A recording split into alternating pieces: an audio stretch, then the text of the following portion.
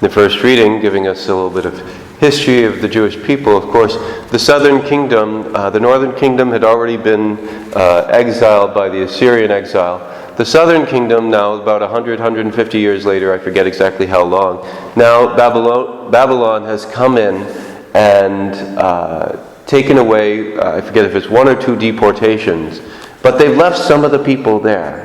They've conquered the country, but they left some of the people there. And so we have this prophet who is a false prophet, Hananiah, who comes and says, in 2 years' time, I will break the yoke of Babylon from all the nations, and then the people and all the things from the temple that were taken, they'll all be coming back.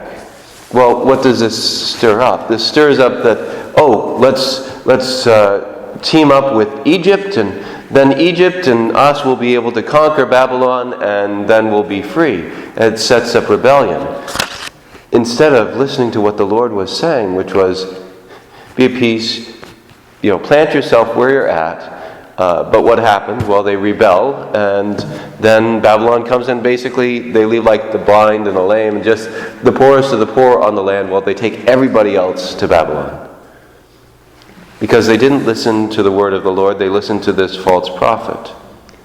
And so we need to also look and say, are we listening to the Lord, or are we listening to false prophets?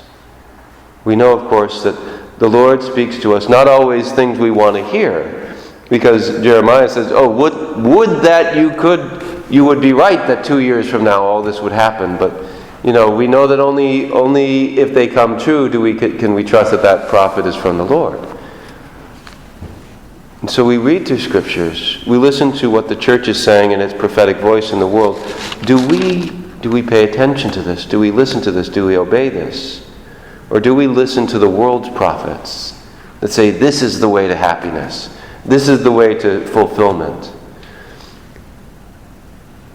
The Lord is inviting us to come close to His heart, to listen to His word, to allow His prophetic mission, His prophetic message to touch us.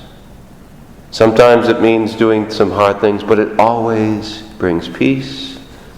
It always brings a deep-seated joy. May we listen to the Lord and reject those prophets of the world which are telling us to follow them.